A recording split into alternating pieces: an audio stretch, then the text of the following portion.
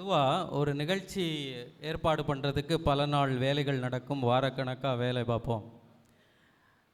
ஆனால் இப்போல்லாம் எனக்கு ஒரு நிகழ்ச்சி நடந்ததுன்னா அதில் ஒரே ஒரு பயமும் கவலையும் தான், தமிழ்த்தாய் வாழ்த்து ஒழுங்காக போயிடுதா அப்படிங்கிறதான். அதனால் அதில் வேறு குழப்பம், அது தமிழர் நல் திருநாடா திராவிடர் நல் திருநாடா அப்படிங்கிற இன்னொரு குழப்பமும் வந்துக்கிட்டு இருக்கோம். நல்லபடியாக தமிழ்த்தாய் வாழ்த்தை முடிச்சிட்டோம், ரொம்ப சந்தோஷம். இந்த நிகழ்ச்சியை பிளான் பண்ணும்போது ஒரு 500 பேர் இருக்கிற மாதிரி ஒரு ஹால் பார்க்குறோம். அது ஆட்கள் நிறைந்திருவார்களா, இது ஒரு சினிமா நடிகர்ஸுக்கான ஒரு கூட்டம் இல்லை, ஒரு நடிகரை பார்க்க வருவதற்கான கூட்டம் இல்லை, இல்லை ஆட்சியாளர்களை பார்க்க வேண்டிய கூட்டம் இல்லை, ஒரு தன்னார்வ நிறுவனம், தொண்டு நிறுவனம் நடத்துகிற நிகழ்ச்சி. என்னை மண்ணின் மைந்தர் என்று சொன்னார்கள். உண்மையிலே இந்த மண்ணின் மைந்தர் அக்கா தமிழிசை சவுந்தரராஜன் அவர்கள் வருகிறார்கள். இந்த மண்ணை காக்கும், கிராமத்தை காக்கும் நான் வணங்கும் எனது குருநாதர் திரு ஸ்ரீதர் வேம்பு அவர்கள் வருகிறார்கள். அவர்கள் வரும்போது நம்ம அரங்கம் நிறைந்திருக்க வேண்டுமே என்று நான் கேட்ட பொழுது நண்பர்கள், இங்கே கூட இருக்கிற தம்பிமார்கள், ஆனால் மற்ற இந்த கட்சி கூட்டம்லாம் ஆளுங்களை கூப்பிட்டு அது கொடுத்து இதை கொடுத்து கொஞ்சம் பணமும் கொடுத்து கூப்பிட்ருவாங்க, நம்மளும் அதை பண்ணிடுவோமா அப்படின்னாங்க.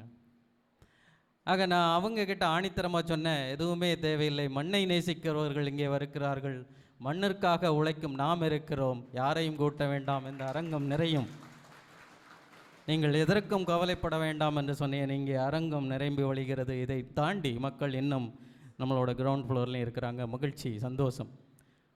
பார்க்கும்போது இது அன்பால் சேர்ந்த கூட்டம், யாருக்கும் எதுவும் தரவில்லை, இங்கே நடிகரைக்கான வரவில்லை. இந்த மண்ணின் மீது அக்கறையுள்ள, இந்த சமூகத்தின் மீது அக்கறையுள்ள, ஒரு மாற்றம் நிகழ்ந்திடாதா, முன்னேற்றம் வளர்ந்திடாதா என்ற எண்ணம் கொன்ற அத்தனை இளைஞர்களும் மாணவர்களும் தென்காசி மாவட்டத்திலிருந்து மட்டுமல்ல, தமிழகம் எங்கும் இருந்து, பக்கத்து மாவட்டத்திலிருந்து, திருச்சியிலிருந்து, கோயம்புத்தூரிலிருந்து, சென்னையிலிருந்து, திருநெல்வேலியிலிருந்து, விருதுநகரிலிருந்து அத்தனை பேர் இன்றைக்கு இங்கே வந்திருக்கிறீர்கள். திரு சம்பத் அவர்கள் வந்திருக்கிறார் திருநெல்வேலியிலிருந்து, தினமும் 500 பேருக்கு உணவளித்து கொண்டிருக்கிறார், எதையும் எதிர்பார்க்காமல். அவரை போன்றவர் இங்கே வந்திருக்கிறார். ராஜேஷ் வந்திருக்கிறார், அத்தீஷ் வந்திருக்கிறார், வேறு வேறு மாவட்டங்களிலிருந்து. இதையெல்லாம் பார்க்கும்போது நமக்கு ஒரு புது நம்பிக்கை. 2 வருடங்களுக்கு முன்னால் நமது வாய்ஸ் ஆஃப் தென்காசி அப்படிங்கிற ஒரு அமைப்பை தொடங்கும் போது நமது மாவட்டத்திலும் சரி மாநிலத்திலும் சரி தொண்டு நிறுவனங்களுக்கு குறையில்லை, எண்ணற்ற தொண்டு நிறுவனங்கள் இருந்து கொண்டே இருக்கிறது. நாம் எப்படி வேறுபட போகிறோம் அப்படின்னு எடுத்து பார்த்தா, சமுதாயத்தில் இருக்கும் அடிப்படை பிரச்சனைகளை நம்மளால் தீர்க்க முடியுமா அப்படிங்கிற ஒரு நோக்கத்தில் இன்றைக்கி இந்தியாவிலே, உலகத்திலே, அதாவது ஆவரேஜ் ஏஜ், மீடியன் ஏஜ் எடுத்து பார்த்தா, இன்றைக்கி அமெரிக்காவில் 40, 42, சைனாவில் 45 இந்த மாதிரி இருக்கும்போது, உலகத்தில் இன்றைக்கு முதல் மக்கள் தொகை கொண்டு, அதிகமான மக்கள் தொகை கொண்டு இருக்கிற இந்திய நாட்டில் சராசரி வயது 26ஆக இருக்கிறது. 35% மக்கள் 30 வயசுக்கு குறைந்தவர்களாக இருக்கிறோம், அதற்கு விட அதிகம். அனைவருக்கும் வேலை வேண்டும், அனைவருக்கும் தன்னிறைவு வேண்டும். ஆக அந்த வேலை வாய்ப்புகளை நோக்கி, குறிப்பாக கிராமப்புறங்களில் இருக்கிற மாவட்டங்கள், கிராமங்கள் சார்ந்த மாவட்டம், தென்காசி மாவட்டம் மாதிரி இடங்களில் வேலைக்கான வழிமுறைகளை எப்படி உருவாக்குவோம் அப்படிங்கிற பிரதான நோக்கமாக எடுத்துக்கொண்டு தொடங்கப்பட்ட அமைப்பு தான் வாய்ஸ் ஆஃப் தென்காசி ஃபவுண்டேஷன். நாம் தொடங்கப்பட்ட இந்த 2 வருடங்களில் நீங்களும் உங்கள் காணொளி பார்த்தீங்க. சில விஷயங்களை, நாம் செய்த சில விஷயங்களை குறிப்பிட்டு அடிக்கோடிட்டு காட்ட வேண்டும். ஆயிரக்கணக்கான மாணவர்களுக்கு இலவச ஸ்போக்கன் இங்கிலீஷ், 30,000 மாணவர்களுக்கு, குறிப்பாக கல்லூரி பாலிடெக்னிக் மாணவர்களுக்கு பட்டங்களை தாண்டி பாதையை தேடி என்ற தலைப்பிலே கரியர் கைடன்ஸ் ஒர்க் ஷாப், 110க்கும் மேற்பட்ட கல்லூரி மாணவர்கள் கலந்து கொண்ட ஸ்டார்ட் அப் தென்காசி நிகழ்ச்சி, நூற்றுக்கணக்கான பெண் தொழில் முனைவோருக்கு ஒர்க் ஷாப், நூற்றுக்கணக்கான கல்லூரி மாணவர்களுக்கு இன்டர்ன்ஷிப் ப்ளஸ் இண்டஸ்ட்ரியல் விசிட், ஆயிரக்கணக்கான மாணவர்களுக்கு தேசிய திறனாய்வு போட்டிக்கு தயார்படுத்துதல், பல்லாயிரக்கணக்கான வேலையை தேடும் இளைஞர்களுக்கு இந்த டிஎன்பிஎஸ்சி போன்ற போட்டித் தேர்வுகளுக்கு தயாராபவர்களுக்கு பயிற்சி, இலவச நூலகம், ஆயிரக்கணக்கான புத்தகங்கள், இதை போன்று வேலை, படிப்பு, வேலையை ஒட்டி நாம் எடுத்திருக்க செயல் எண்ணில் அடங்கும். ஆக வேலை மட்டும்தானா, இயற்கை வேண்டாமா, நம்ம விவசாயம் சார்ந்த பூமி ஆயிடுச்சு அப்படிங்கும்போது சீமை கருவேலங்களை அகற்றி பனை விதை நடல். பல கிராமங்களிலே பல குளங்களிலே இந்த சீமை கருவேலங்களை அகற்றி பனை விதைகள் நட்டிருக்கிறோம். கோவில்களை சுத்தம் செய்தல், நலிந்த பள்ளிகளை வண்ணம் பூசுதல், அரசு பள்ளிகளுக்கு கழிவறை அமைத்தல், 50க்கும் மேற்பட்ட கிராமங்களிலே மெடிக்கல் கேம்ப்ஸ், மாவட்டம் முழுக்கும் நீர்மோர் பந்தல், 15க்கும் மேற்பட்ட இடங்களிலே நீர்மோர் பந்தல். அதில் நீர்மோர் பந்தல் குறிப்பாக சொல்ல வேண்டும், ஏதோ பேச்சுக்காக ஒரு நாள் ஆரம்பித்து மறுநாள் வெற்றிடமாக இருக்கவாக இல்லை. சம்மர் முழுவதும், கோடை காலம் முழுவதும் ஒவ்வொரு நாளும் 15 சென்டர்களிலும் சுவையான தரமான மோரும் நீரும் கொடுத்தோம். நூற்றுக்கணக்கான கிராமங்களிலே கபடி போட்டி, சிலம்ப போட்டி, செஸ் போட்டி, நமது கலாச்சாரத்தை பேணி பாதுகாப்பதற்கு தமிழன் என்ற சொல்லடா என்ற வகையிலே பொங்கல் நிகழ்ச்சிகள், இப்படி சொல்லிக்கொண்டே போகலாம். நம் தொண்டு நிறுவனம் ஆரம்பித்து 2 வருடங்களுக்கு உள்ளேயே லட்சக்கணக்கான மக்களை தொட்டிருக்கிறோம். வாய்ஸ் ஆஃப் தென்காசி என்பது ஹவுஸ் ஹோல்ட் நேமாக இப்போ மாறி இருக்கிறது. இது எல்லாமே சாத்தியமானது உங்களால். நான் பெருமையோடு சொல்வேன், நமது வாய்ஸ் ஆஃப் தென்காசி ஃபவுண்டேஷனில் பதிவு செய்யவர்கள் 1023 வாலண்டியர்ஸ் இருக்காங்க, ரெஜிஸ்டர் பண்ணவும். வேறு யாருக்கும் அப்படி இருக்காது. எல்லாருமே பெருவாரியான மக்கள் மாணவர்கள், ப்ரொஃபஷனல்ஸ், டாக்டர்ஸ் இருக்கிறாங்க. நம்ம சேவையை பாராட்டி கடந்த மாதம் இங்கே ஒரு மிகப்பெரிய அளவிலே போதை ஒழிப்பு பேரணி வைத்திருந்தோம். 7000 மாணவர்கள் கலந்து கொண்ட அந்த ஒரு தென் தமிழகத்திலேயே அது மாதிரி ஒரு பேரணி இதுக்கு முன் நடந்ததில்லை என்று நாம் பெருமையோக சொல்லிக்கொள்ள முடியும். அந்த பேரணியிலே நமது மேதகு ஆளுநர் திரு RN ரவி அவர்கள் தென்காசி, இங்கே நீங்கள் செய்யும் தொண்டு, தென்காசியின் குரலாக நீங்கள் செய்யும் தொண்டு தென்காசியோடு நிறுத்திவிடக்கூடாது, தமிழகம் எங்கும் உங்கள் குரல்கள் ஒலிக்க வேண்டும், voice of Tenkasi voice of தமிழ்நாடாக மாற வேண்டும் என்று சொல்லி நமது நிறுவனத்தையும் அன்று தொடங்கி வைத்து சென்றார் போன மாதம். எதற்காக இதை செய்கிறோம் யோசித்து பாருங்கள். சமூகத்திலே பிரச்சனைகள் இருப்பதற்கு அடிப்படை காரணம் வேலை இல்லாது. நான் ஒரு உதாரணத்தை சொல்வேன். ஒரு 2 வருடங்களுக்கு முன்னால் சத்தீஸ்கர் மாநிலம் உங்களுக்கு எல்லாரும் தெரிஞ்சிருக்கும். நக்சல்ஸ் அதிகமாக இருக்கிற, நக்சலைட்ஸ் பிரச்சனை அதிகமாக இருக்கிற ஒரு மாநிலம் சத்தீஸ்கர். தார்வாடே டிஸ்ட்ரிக்டில் கடக்நாத் அப்படிங்கிற ஒரு கோழி வகையை அங்கே இருந்த மிலிட்ரியும் பொதுமக்களும் இணைந்து, NGOவும் சேர்ந்து, யோசிச்சு பாருங்கள், மிலிட்ரி, NGO, பொதுமக்கள் சேர்ந்து அங்கே இருக்கிற சில கிராமங்களுக்கு அந்த கோழி வகையை அந்த பெண்களுக்கு கொடுத்தார். புரோட்டீன் அதிகமாக இருக்கிற ஒரு கருப்பு நிற கோழி. அதை வளர்த்ததினால் அங்கே இருந்த பெண்கள், வேலையில்லாமல் நக்சலைட்டாக இருந்த குடும்பங்கள் 2 வருடங்களில் ஒவ்வொரு குடும்பமும் 2 லட்சம் 3 லட்சம் சம்பாதிக்க ஆரம்பித்தார்கள். 2 வருடத்தில் அங்கே எந்த நக்சலைட் பிரச்சனையும் இல்லை. ஒரு உதாரணமாகத்தான் சொல்கிறேன். வேலைவாய்ப்பு இல்லாதது, வருமானம் இல்லாதது பொழுதுதான் சமூக பிரச்சனைகள் அதிகமாகிறது, மற்ற பிரச்சனைகளும் அதிகமாகிறது. அதனால்தான் எனது குருநாதர், நீ என்ன பண்ணுவியோ எது பண்ணுவியோ, தொடர்ந்து மாணவர்களை தயார்படுத்து. படிப்பு மட்டும் இருந்தால் போகாது, பட்டம் மட்டும் இருந்தால் போதாது. இந்த படிப்பையும் பட்டத்தையும் நான் சொல்லியே ஆக வேண்டும். இன்னைக்கு நம்ம ஸ்கூலில் 20 to 30 மார்க் இன்டர்னல்ஸ் மார்க் போட்டுடுறாங்க. அப்புறம் 70 மார்க்கு பரீட்சை எழுதணும். அதில் 17 மார்க் எடுத்தால் பாஸ். என்ன பண்ணுறாங்க, அக்டோபர் நவம்பர்லேயே எல்லா கோர்ஸையும் முடிச்சிடுறாங்க. அதுக்கப்புறம் ரிவிஷன் டெஸ்ட்டு. எல்லே பார்த்துக்கோ, இந்த சாப்டரை விட்டுரு, இந்த சாப்டரை கவனமாக படியில, இதில் ஒரு மார்க் கேள்வி வரும், ஒரு 2 மார்க் கேள்வி வரும், 5 மார்க் கேள்வியும் படிச்சுக்கோ. ஆக பரீட்சை எழுதும் மெஷினாகவே அவங்கள அடுத்த ஒரு 4 மாதத்துக்கு தயார் பண்ணி, இறுதி ஆண்டு பரீட்சையில் அவங்க எழுதும்போது எல்லாரும் அந்த 70க்கு 30 மார்க்காக அடிச்சிடறாங்க, 30 மார்க் இன்டர்னல்ஸ் போட்டுறாங்க, இப்போ 60 மார்க் எடுத்துடுறாங்க, எல்லாருமே ஃபஸ்ட் கிளாஸில் பாஸ் ஆகிறாங்க. ஒரு வருத்தத்துக்குரிய ஒரு விஷயம், நான் சொல்லியே ஆக வேண்டும், யாரையும் குறை சொல்லவில்லை. ஆயிரக்கணக்கான இன்ஜினியரிங் மாணவர்களை நான் தொடர்ந்து சந்தித்து கொண்டிருக்கிறேன். தினமும் என்னை நோக்கி ஒரு வேலை வாய்ப்புக்கான ஒரு எரியுரை சொல்லுங்கள், ஒரு வழிகாட்டுதல் காட்டுங்கள் என்று வருவார்கள்.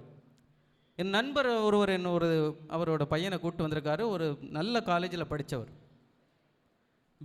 BA computer science முடிச்சிட்டார். வேலையை பற்றி பேசுகிறோம். தம்பி A+B² சொல்லுங்க அப்படிங்கிறேன், தெரியல. நான் அவரை குறை சொல்லலை. இன்றைக்கு நம்மளது கல்வித்துறை எப்படி இருக்குது அப்படிங்கிறது தெரியும். ப்ரொஃபஷியன்சி இல்லாமல் தேர்வாகி கொண்டு வருகிறோம். ஆக எனது குருநாதர் என்னிடம் சொல்வது, பாஸ் ஃபெயில் இல்லை, பட்டங்கள் தேவையில்லை, ஸ்கில்ஸ் இருக்கா அதை பாரு, ஸ்கில் டெவலப்மெண்ட்டுக்கு என்ன பண்ண முடியும் பாரு, அது தொடர்ந்து சொல்லி கொண்டிருக்கிறார். அதனால்தான் ஒவ்வொரு மாணவர்களை நாம் தேடி போகும்போது இலவசமாக சாஃப்ட்வேர் ஸ்கில்ஸ் கற்றுக்கிறதுக்காக நம்ம வெப்சைட்டில் அத்தனை கோர்சஸ் கொடுக்குறோம். உலகத்தில் அந்த 18th century 19th century எடுத்துக்கிட்டிங்கன்னா, உலகத்தில் இந்த ஒவ்வொரு ஜெனரேஷன்ஸ்லேயும் மாற்றங்கள், அதாவது உலகத்தில் 4 விதமான மக்கள் இருக்கிறாங்க. ஒன்று அரசாங்கத்தில் இருப்போம், பாலிட்டிஷியன்ஸ். இன்னொன்று ரெகுலேட்டர்ஸ், அரசு அதிகாரிகள். இன்னொன்று ஆசிரியர்கள், இந்த எல்லா விதமான ஆசிரியர்கள், குருமார்கள். உலகத்திலே கலாச்சாரமும் நல்ல பழக்கங்களையும் சொல்லிக் கொடுக்கிற அந்த ஆசிரியர்கள் ஒரு வகை. உலகத்திலே பாலிசி மேக்கர்ஸ், இங்கே இந்த பிரச்சனை வரக்கூடாது, இங்கே இவ்வளோ ரீசோர்ஸஸ் இருக்குது, இதை இங்கே கொடுப்போம், இங்கே கொடுக்க வேண்டாம் அப்படின்னு ஆர்பிட்ரேட்டர்ஸ், அது பாலிட்டிஷியன்ஸ். அந்த பாலிட்டிஷியன் சொல்கிறத, அந்த ஆர்பிட்ரேட்டர் சொல்கிறத நடைமுறைப்படுத்துவதற்கு அரசு அதிகாரிகள், காவல்துறை, அதெல்லாம். ஆனால் இதையெல்லாம் தாண்டி ஒரு வகையான மக்கள் உலகத்தில் இருக்கிறார்கள், அவர்கள் கிரியேட்டர்ஸ். நீராவி என்ஜின் எப்போது கண்டுபிடிக்கப்பட்டதோ அப்போது தான் இண்டஸ்ட்ரியல் ரெவல்யூஷன் யூரோப்பிலே நடந்தது. இன்டர்நெட் எப்போது இங்கே வந்ததோ அதை ஒட்டித்தான் இன்னைக்கு மொபைல் ஃபோன் ஆப்பில் மூலமாக நம்ம எல்லா விதமான இதையும் செய்கிறோம். அணுகுண்டு கண்டுபிடிக்கப்பட்ட போதுதான் 2ஆம் உலகப் போர் நிறுத்தப்பட்டது. ஒரு அரசியல்வாதி நிறுத்தவில்லை, ஒரு அதிகாரி நிறுத்தவில்லை. ஒரு அரசியல்வாதியோ ஒரு அதிகாரியோ இந்த ஆப்பையும் அந்த ஓலாவையும் அந்த ஜொமேட்டோவையும் இல்லை, நீங்கள் ஆர்டர் பண்ணிங்களே சாப்பாடும் இல்லை, எலக்ட்ரானிக்காக இதெல்லாம் புக் பண்ண முடியும்னு சொல்லுதே, அதிகாரிகள் உருவாக்கவில்லை, அரசியல்வாதிகள் உருவாக்கவில்லை, ஆசிரியர்கள் உருவாக்கவில்லை, கிரியேட்டர்ஸ். ஒவ்வொரு காலகட்டங்களையும் ஒரு பொது நாட்டையும் மக்களையும் ஒரு கட்டத்திலிருந்து இன்னொரு கட்டத்திற்கு டிரான்ஸ்ஃபர்மேட்டிவ் எஃபெக்ட் கொண்டு வரவங்க கிரியேட்டர்ஸ். அதனால்தான் மாணவர்களிடம் நாம் தொடர்ந்து சென்று கொண்டிருப்பது, இந்த கிரியேட்டர்ஸை எப்படி உருவாக்குவது. அந்த கிரியேஷன் நகர்ப்புறத்தில் மட்டும் இருக்கக்கூடாது, கிராமப்புறத்தில் இருக்க வேண்டும். உண்மையான இந்தியாவை தெரிய வேண்டும் என்றால் கிராமத்துக்கு போ என்று மகாத்மா காந்தி சொன்னார். அந்த கிராமத்துக்கு போய் இங்கே அந்த மாற்றங்களை உருவாக்கி கொண்டிருக்கிறார் ஐஏஎஸ் ஸ்ரீதர் வேம்பு அவர்கள்.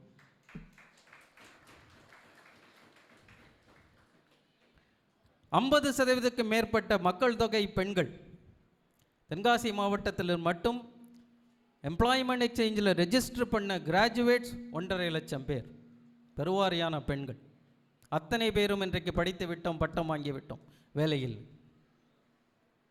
ஒரு சின்ன விஷயம், ஒரு காய்கறி வாங்கணும், ஒரு பூ வாங்கணும், அதுக்கு கூட அவங்க கணவரை தேடி இருக்க வேண்டிய ஒரு நிலையில் எத்தனை பெண்கள் இருக்கிறார். அவர்களுக்கு ஒரு உந்துகோலாக, ஒரு ஆதரவாக வர வேண்டும். நாம் எடுத்திருக்கும் பல முன்னெடுப்புகளில் ஒன்றுதான் இன்றைக்கு இலவச ஆசிரியை பயிற்சி.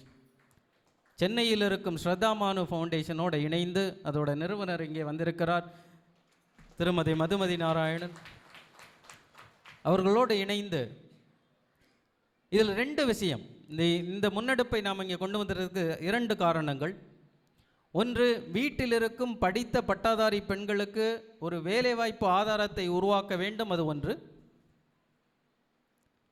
2, அந்த ப்ரொஃபஷியன்சியை வளர்க்கிறது. வெறும் புத்தகத்தில் வைத்து பரீட்சைக்காக படிப்பவர்கள் இல்லாமல் உண்மையான கணக்கையும் அறிவியலையும் ஆங்கிலத்தையும் கற்றுக்கொள்ள வேண்டும், அதற்கு சொல்லிக் கொடுப்பதற்கு தகுதியான ஆசிரியைகளை அந்தந்த கிராமத்திலே அந்தந்த தெருவிலே உருவாக்க வேண்டும் என்ற நோக்கமும், அது 2 விஷயமே அதனால் சாத்தியமாகும் என்கிற எனக்கு நம்பிக்கை இந்த ப்ரோக்ராமில் இருக்குது. நாம் வாய்ஸ் ஆஃப் தென்காசி இப்போது வாய்ஸ் ஆஃப் தமிழ்நாடாக மாறிவிட்டோம். சரி, என்ன செய்ய போகிறோம்? அடுத்த 5 வருடங்களில் என்ன செய்ய போகிறோம் என்றால் 3 பெரிய குறிக்கோள்களை நாம் எடுத்திருக்கிறோம் வாய்ஸ் ஆஃப் தமிழ்நாடு ஃபவுண்டேஷனுக்காக. ஒன்று, டிஜிட்டல் லிட்ரஸி. தமிழ்நாட்டில் இருக்க 38 மாவட்டங்களிலும் 32 டிஜிட்டல் லிட்ரஸி சென்டர்ஸ் உருவாக்க போகிறோம். அதன் மூலம் குறைந்தபட்சம் 20 லட்சம் மாணவர்களுக்கு டிஜிட்டல் ப்ரொஃபிஷியன்சி கொண்டு வர வேண்டும் என்ற ஒரு குறிக்கோள்களை எடுத்திருக்கிறோம். அடுத்த 5 வருடங்களில் குறைந்தபட்சம் ஒரு மாவட்டத்திற்கு 100 ஸ்டார்ட் அப்ஸ் என்கிற விதத்தில் 3800 ஸ்டார்ட் அப்ஸ் உருவாக வேண்டும் என்ற குறிக்கோள்களை எடுத்திருக்கிறோம். ஸ்டார்ட் அப்னு சொன்ன உடனே நீங்கள் கம்ப்யூட்டர்ஸை போட்டு ஒரு சாஃப்ட்வேர் டெவலப் பண்ணணுமோ இல்லை ஒரு மெஷின் பண்ணணுமோ அவசியம் இல்லை. நான் சொன்னேனே, இந்த கோழி வளர்ப்பு, அதுவும் ஒரு ஸ்டார்ட் அப் தான். அத்தனை குடும்பங்கள், நூற்றுக்கணக்கான ஆயிரக்கணக்கான குடும்பங்கள் இன்றைக்கு தன்னிறைவோடு இருக்கிறார்களே அந்த ஒரு திட்டத்தினால், அதுவும் ஸ்டார்ட் அப் தான். அந்த மாதிரி திட்டங்கள் கிராமங்களுக்கு வர வேண்டும் என நினைக்கிறோம். அதில் ஒரு ஸ்டாட்டிஸ்டிக்ஸ் என்ன சொல்லுதுன்னா, ஒரு புது தொழில் நிறுவனம் வந்தால் 18 to 36 பேர் வேலைக்கு வேலை கிடைப்பதாக சொல்கிறார். நாம் ஒரு மாவட்டத்தில் குறைந்தபட்சம் 100 ஸ்டார்ட் அப் உருவாக்கணும்னு நினைக்கிறோம். ஸோ 3800 ஸ்டார்ட் அப் அடுத்த 5 வருடங்களில், பேருக்காக ஸ்டார்ட் அப் இல்லை, ஒவ்வொரு நிறுவனமும் குறைந்தபட்சம் 25-30 பேருக்கு வேலை கொடுக்குற மாதிரி உருவாக்க வேண்டும் என்ற குறிக்கோளை எடுத்திருக்கிறோம். ஒரு மாவட்டத்திற்கு 1 லட்சம் மரக்கன்றுகள் வீதம், 38 மாவட்டங்களிலும் 38 லட்சம் மரக்கன்றுகளை நடுவோம் நமது அமைப்பு மூலம் என்ற ஒரு குறிக்கோளை எடுத்திருக்கிறோம். இதை தாண்டி நாம் தென்காசியில் என்ன சேவைகள் நாம் செய்து கொண்டிருந்தோமோ அதை அத்தனை மாவட்டங்களுக்கு எடுத்து செல்ல வேண்டும். அதற்காக ஒவ்வொரு மாவட்டத்திலும் நமது அமைப்புக்காக மாவட்ட செயலாளர்களை நியமிக்கப் போகிறோம். வாய்ஸ் ஆஃப் தமிழ்நாடுக்கு 38 மாவட்டங்களில் 38 மாவட்ட செயலாளர்கள் இருப்பார்கள். அந்த ஒவ்வொரு மாவட்டத்திலும் 15 அணிகள் இருக்கும். இளைஞர் அணி, பெண்கள் அணி அப்படி என்று இருக்காது. தொழில் முனைவோர் அணி, டிஜிட்டல் லிட்ரஸி அணி, சமூக ஆர்வலர்கள் அணி, அந்த 15 அணிகளுக்கும் மாநில நிர்வாகிகளை இன்றைக்கு இங்கே உங்களுக்கு அறிமுகப்படுத்த போகிறோம். வளர்ச்சி சார்ந்த, முன்னேற்றம் சார்ந்த, வேலைவாய்ப்புகளை உருவாக்கக்கூடிய, சுற்றுச்சூழலை பாதுகாக்கக்கூடிய, நீர்நிலைகளை பாதுகாக்கக்கூடிய, மருத்துவத்தை பாதுகாக்கக்கூடிய அமைப்புகளாக 38 மாவட்டங்களிலும் நாம் இயங்குவோம் என்று சொல்லிக்கொண்டு, இங்கே இந்த வீடியோவில் கொஞ்ச நேரம் முன்னால் நீங்கள் பார்த்தீங்க, ஒவ்வொருத்தருடைய இயக்கத்தையும் நீங்கள் பார்த்தீர்கள். மாற்றம் மலர தமிழராய் ஒன்றிணைவோம் என்று சொன்னார்கள். நானும் அதை சொல்கிறேன், மாற்றம் மலர தமிழராய் ஒன்றிணைவோம். Voice of Tamil Nadu.